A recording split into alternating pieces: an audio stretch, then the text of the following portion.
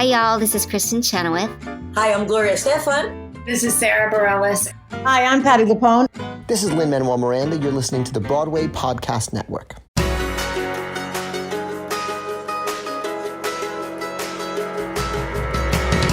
Hey everyone, welcome to the Theater Podcast. I'm your host, Alan Seals, and you're listening now to episode 273. But since it took almost 5 years to reach this point, I thought it may be nice to throw back to some great episodes from the past every now and then. So this episode that you are now playing now is the very first episode I ever released with a guest. This is episode 2, remixed and remastered, now as episode 273. Episode 1 being my solo introduction to the podcast. So this is with Ariana DeBose, and this episode, originally recorded October 25th, 2018, was recorded in Ari's dressing room while she was still in the Donna Summer Musical. And this was before West Side Story and her resulting Academy Award win, before the prom, before Schmigadoon, before hosting the Tony Awards twice. I was so happy to know her before this, to see her and even interview her during Donna Summer, and then to see her career explode. She's still so friendly and down to earth every time I have the pleasure of seeing her. So I hope you will enjoy this one. I also wanted to give a quick shout out to one of my longest and most passionate listeners, Cheryl Hodges Selden, who after years still continues to write and brighten my day with lovely, lovely feedback. Thank you, Cheryl. So now, slightly remixed and remastered because I've learned a thing or two about editing in the last 5 years, please enjoy this episode with Ariana DeBose. Here you go. 1, 2, 3.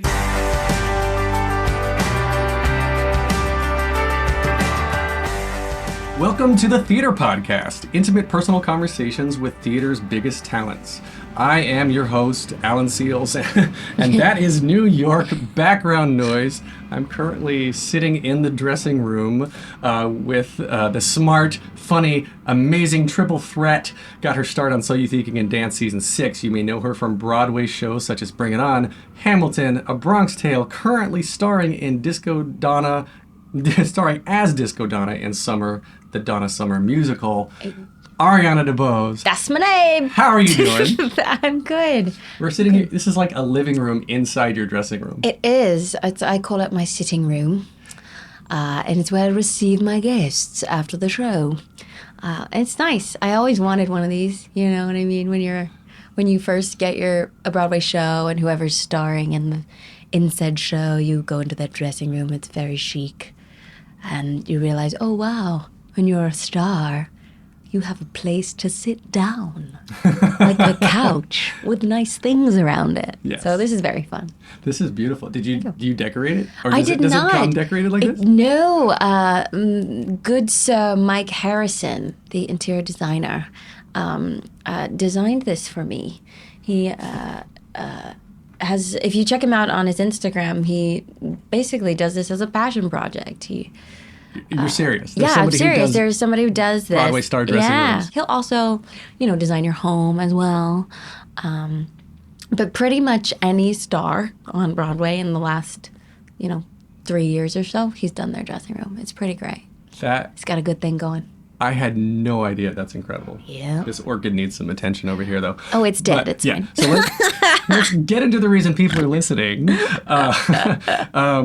Of course, from North Carolina. I want to get into your childhood, who you are, where did you come from, what kind of kid were you? I mean, what part of Raleigh? Not Raleigh. Are you from Raleigh? Well, I was born in Wilmington, North Carolina, and I lived with my grandmother and my mom at the time. My mom was in college.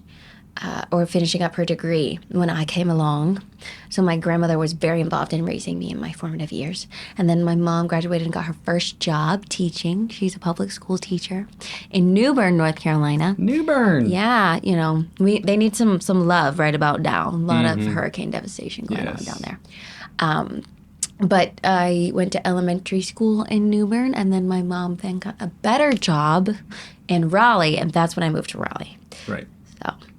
And then what kind of child were you? How did you get into performing? And I mean, I was very outgoing. Apparently, I was, came out the womb kicking and moving and, wiggling. So they're like, she's either a soccer player or a dancer.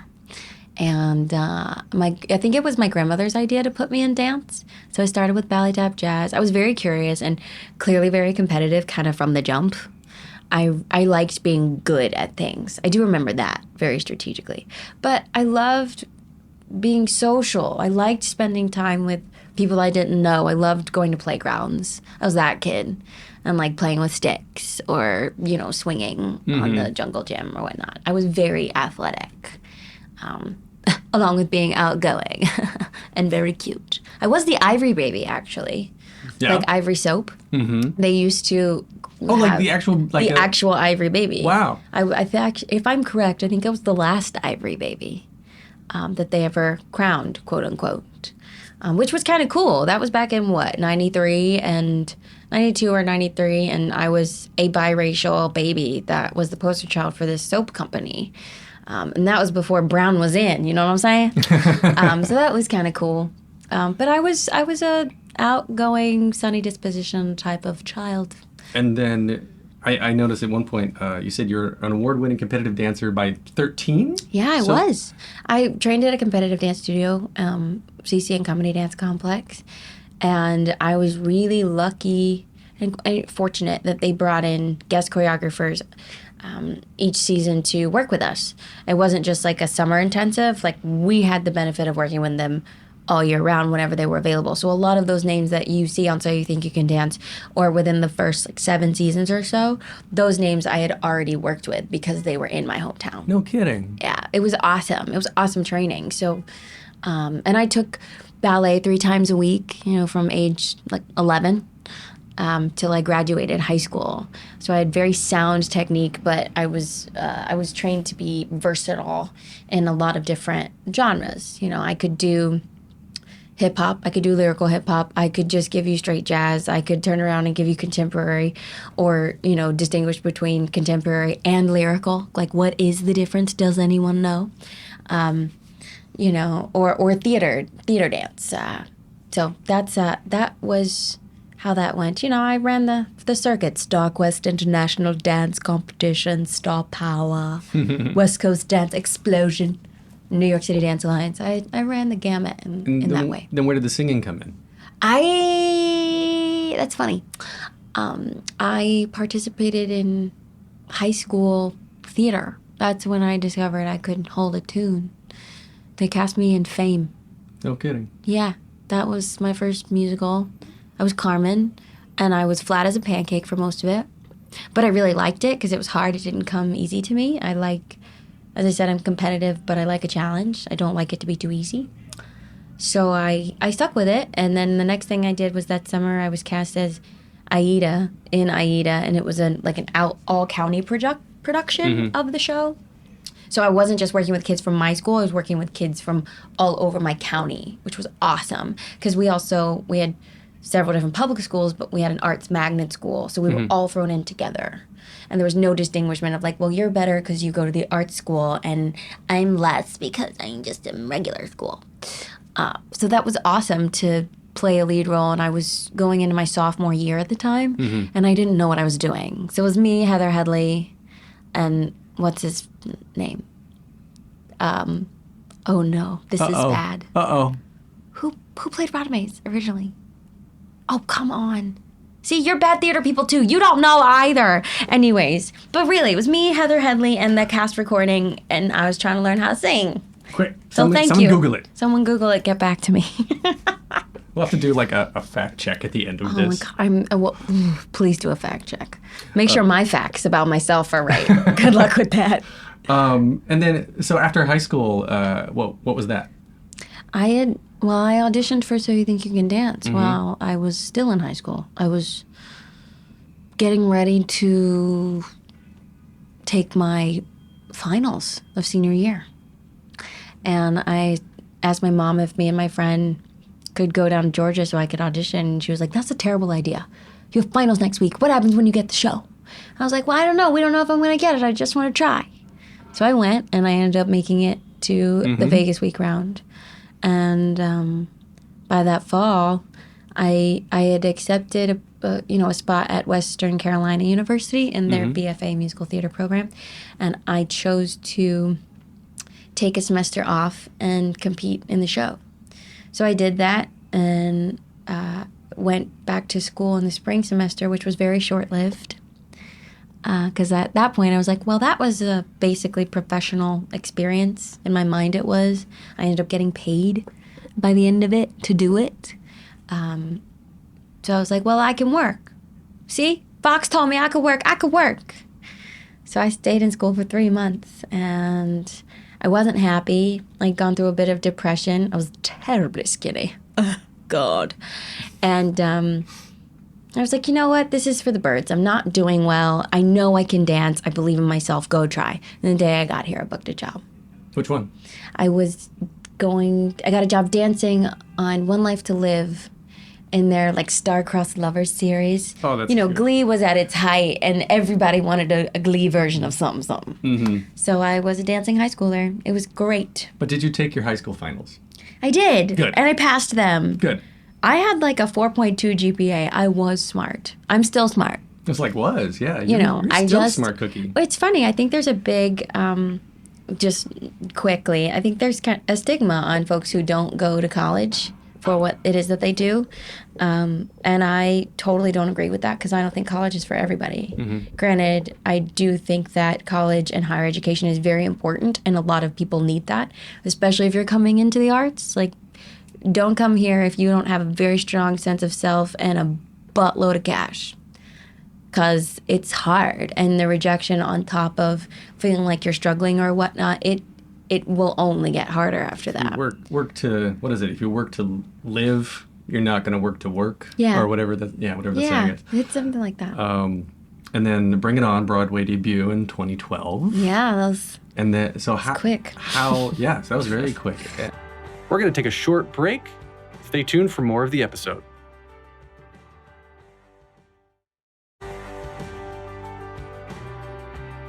I guess you were still young at this point. Did you understand? Did you realize the gravitas of what you had just stepped into? I think I knew the show was going to be special. I had 3 job offers on the table at one time that included Bring It On, and I chose to do that show because it meant I was creating something new that had never been done with someone I deeply respected, Angie Blankenbuehler, mm-hmm. and and Lin-Manuel and Tom Kitt, and I knew this team, and I knew that they were the upcoming stars and like leaders of the industry I wanted to work in. So when we were doing the developmental workshop, did I understand the gravitas? No, but when I got here, and I'll be honest, Judith Light showed up to a preview of our show, and then tweeted about Lynn and mentioned me as like, a great talent in this show. I was like, wait a second. Oh, anybody can come see you at any time. Like you're standing on a Broadway stage at the St. James Theater, like the history of the St. James Theater, like you're a part of that legacy now. It was the first time I'd really had the opportunity to understand and believe that I was a part of a legacy, and it was the first time you begin to understand what that word means. It's a very special moment. And then next year is Motown. Yeah. Wonderful show. Yeah. And it's a good one. And was that the music and playing Diana Ross, mm-hmm. you actually got to go in as Diana Ross. Yeah. Was that role something that meant something special to you compared to the other ones? At the time, to be perfectly honest, when I booked that show, I knew we had an end date for Bring It On, and I wanted to keep working. I was definitely in that age-old headspace as an actor of like, I'm never going to work again. And then I was lucky enough to find another team that very quickly said, no, we would like you to come work with us. And I started that show 5 days after Bring It On closed. And to be perfectly honest, I grew up on their music. My grandmother and I would drive down, 421. And I live off 421. Used to. Hey. Yeah. Yeah, so it's a long stretch of road. Yeah, that's right. So we'd drive down a highway listening to the Shirelles and the Supremes and the music of the 60s and the Beatles. And so I knew the music, and part of me wanted to do it for her because it gave me a little bit of home. And then I all of the other experiences and the knowledge that I gained from doing the show and really getting into the psyche of what it felt like for these women to be ahead of their time and to make a space for people where there hadn't been a space before, that was really valuable to me. Not just specifically playing Diana Ross. I mean, those are very large robes to wear, and they're heavy and pretty, but they're heavy.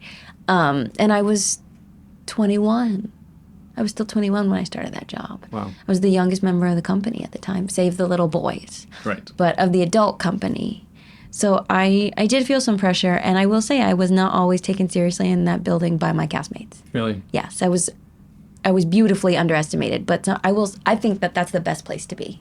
I'd rather you underestimate me because I will always prove you wrong. Outshine. Yeah. Outshine the expectations. Because they're false, you know, and most people underestimating you is really about them.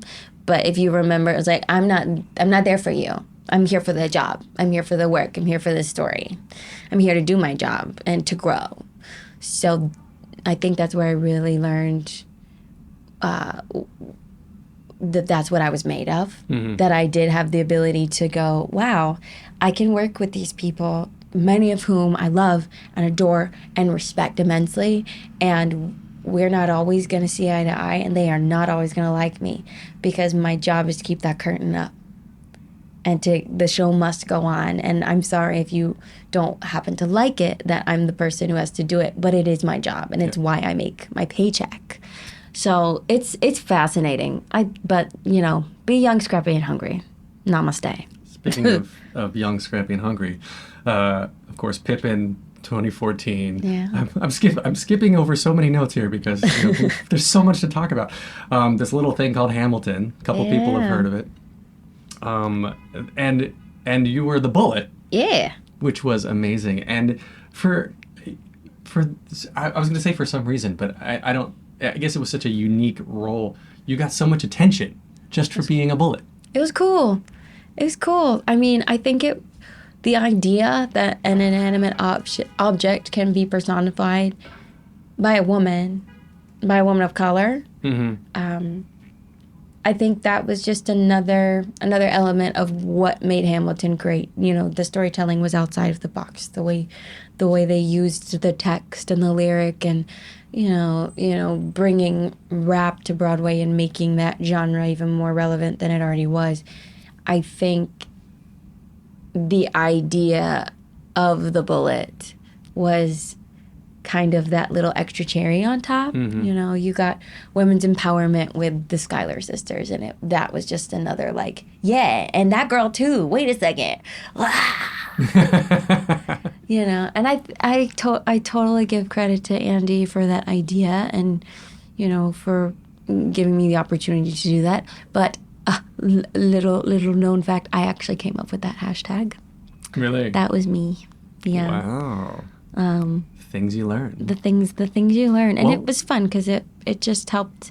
I like connecting with the fans, and it was one way that I could connect with them as an individual within the group. And we had so many amazing, wonderful, crazy, talented people in that group that it was amazing. It was cool. I mean, the cast now, I saw with the original cast, and of course, Yeah. went in with no expectations, blew me away. Of course, yeah, I saw you twice, years and years and years ago.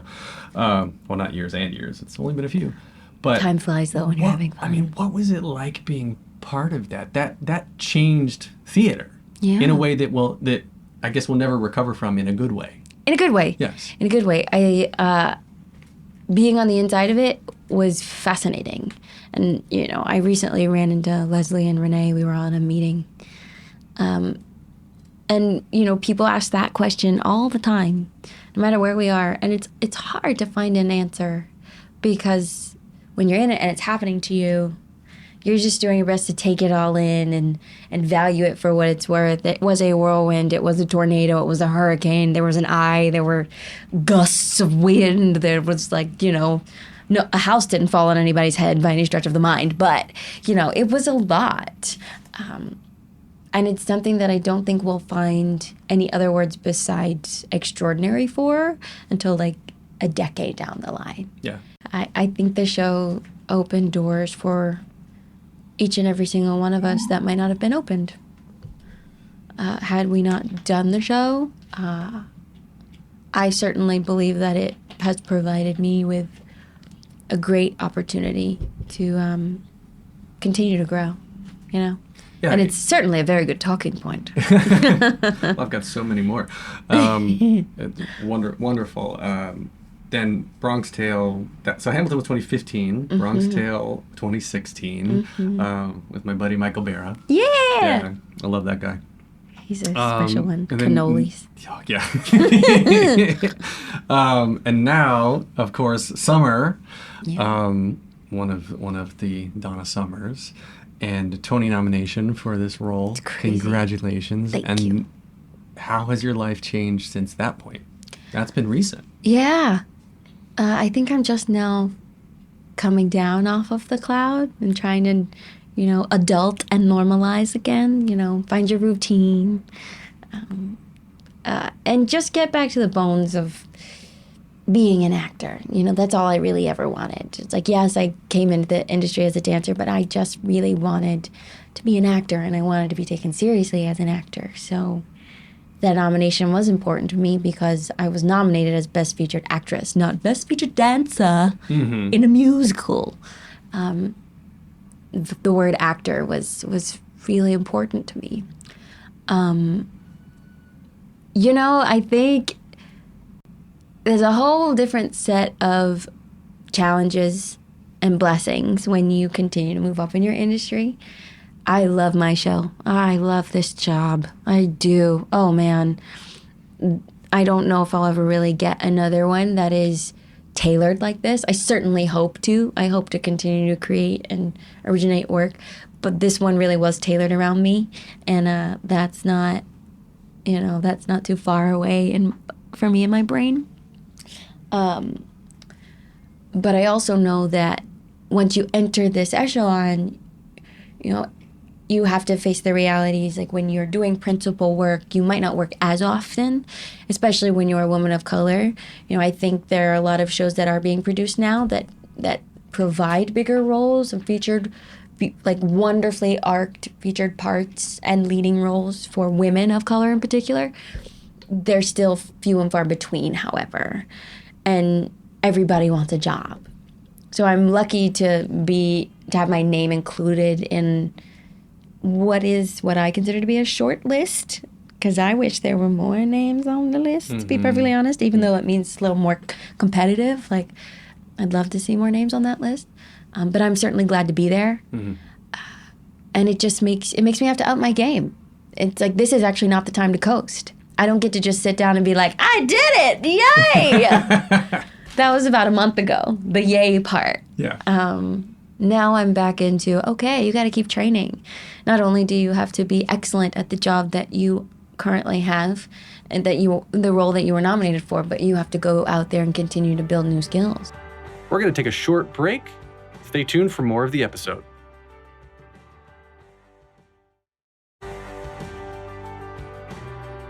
What do you do to train? Oh, well, I take acting classes. I do.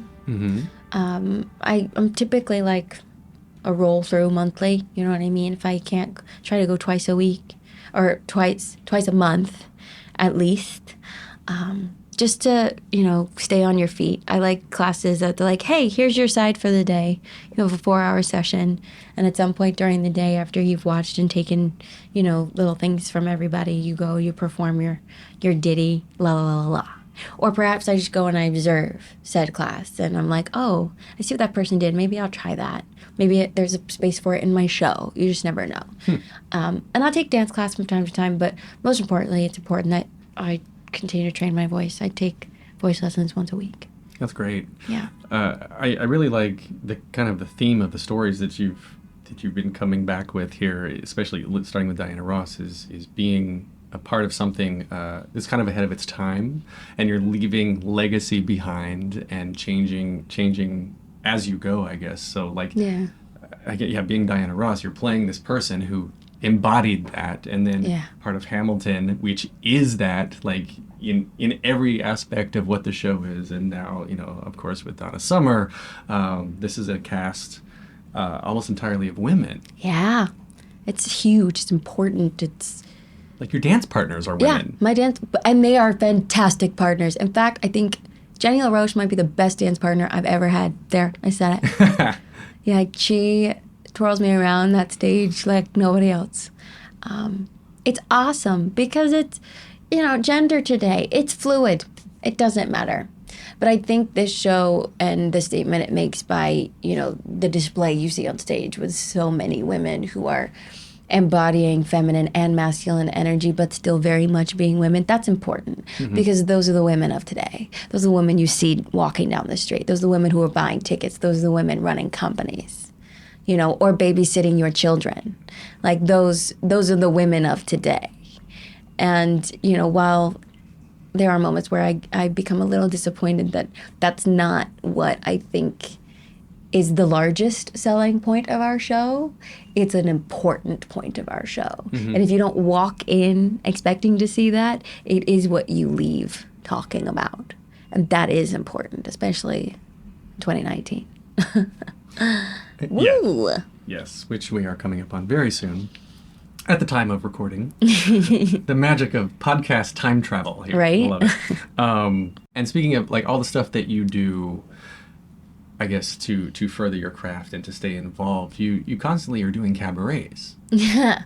Or benefit concerts. I'm about to do a cabaret of my own, which I haven't really done in... I think the last one I did of my own was Typed Out, and I just left Motown. I think that's the last time I had done it. Maybe I was in Pippin. I can't remember. Time flies when you're having fun. But I only do my own cabarets when I feel like I have something to say. But I do a lot of benefit concerts, and I participate in a lot of, I guess you could call it group cabaret. Because it's fun. I enjoy it. It's a different level of intimacy with an audience in a cabaret venue. And I'm playing a character. I'm playing a version of myself.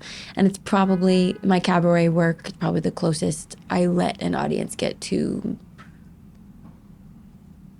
the real human that I am. You know what I mean? I use my humanity in my work. But you do have to find a safe space between Ariana DeBose, the actor, and who Ariana DeBose, the human, is. Right. So it's a great segue, going to the human part of yourself. I want to talk about pride for a second. I want to quote you here. I read, you said, "Pride by definition is the feeling of deep pleasure and satisfaction derived from one's own accomplishments. It's also one of the 7 deadly sins. The duality of the word is ironic. It's ongoing yet fleeting, overwhelming, and wonderful, or a means of defeat. Pride is tricky." It is. How do you navigate your own sexuality and your own pride in today's world? It's day to day. Pride is fluid. I think the importance of understanding myself, my understanding of my behavior, my tendencies, why things come up, what my reactions are, why they exist, where did they come from, all of that good stuff. That has to do with understanding pride, because you have to be proud of your flaws and the humanity and the beauty of all that encompasses. My understanding of my sexuality is that I genuinely like humans. Genuinely. It's like, it's an energy thing for me. I walk down the street and I'm that sensitive to energy where if there's someone with rank energy within 20 feet of me, I will cross the street. I'm sensitive to it. But I'm also sensitive to feelings of, wow, I've never met anybody like that. Wait a second. I'm going to ask you another question. I want to keep talking to you. Can we have a drink? Wait, I'm not done. Go. Oh, well, can I have your number? Do you like email? Da, da, da, da. I sexuality to me is more about, or at least where I currently am in this moment, is about how familiar I feel like your soul is to mine and what that conversation is. That's where my sexuality then comes in. because there's charm, there's lust, there's intimacy, and how you cultivate that. That's what it has the makings of a relationship, and la la la la la. I think that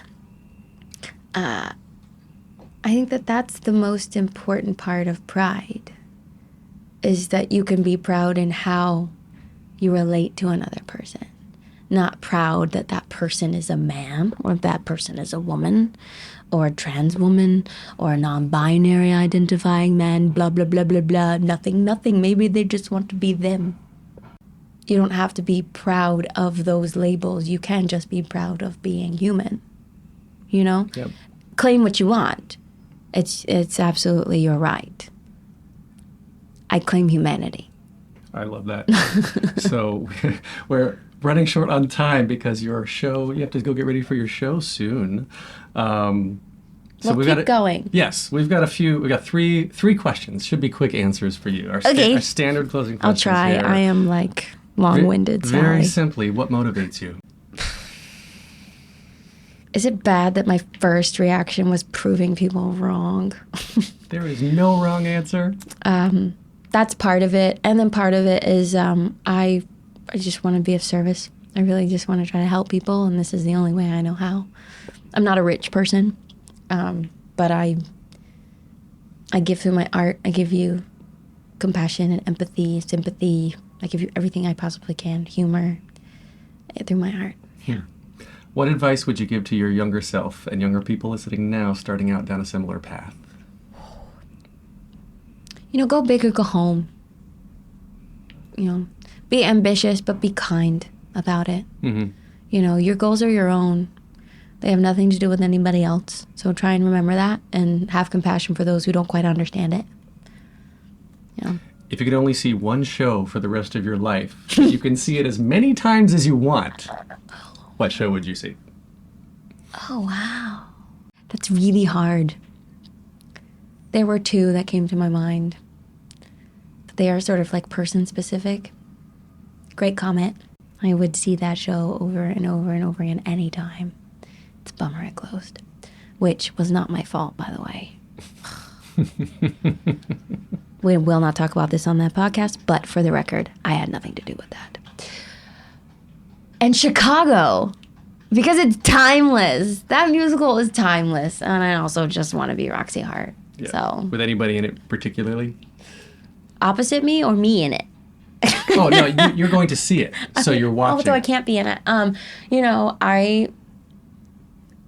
I wish I had been around when Annie Reiking was playing Roxy. There's something special about a first cast. Mm-hmm. There's an energy. You see it with Hamilton, and you see it with, the Dear Evan Hansen Company. It's like there are first companies in general. There's just some magic that is really hard to duplicate. But, Charlotte D'Amboise will always be my favorite Roxy known to man. Wonderful. Yeah. Well, thank you so much for doing this. My pleasure. People can connect with you on Instagram and Twitter at Ariana DeBose. Yeah, Are you on so basic. YouTube, Facebook? I do have a Facebook page. I feel like it's facebook.com/Ariana DeBose. And N is in Nancy. Is that your middle name? Well, no, not Nancy. Certainly not. I do not presume. Could you imagine Ariana Nancy, get back here. Oof, that's gross. No, I don't have a YouTube channel. I do not. I like the YouTubes, but I don't really like being on it. Mm-hmm. Well, I appreciate it. You can get more of me, get more of the Theater Podcast at theater_podcast on Instagram and Twitter, also on Facebook at /official Theater Podcast. And then the music you're hearing right now playing underneath you is Jukebox the Ghost. Big thanks to those guys for lending their support to the podcast here. Again, Ariana, thank you. This has been wonderful. Thank you, Alan. Thank you for having me. Mwah! Take a deep breath, make the world a little colorful.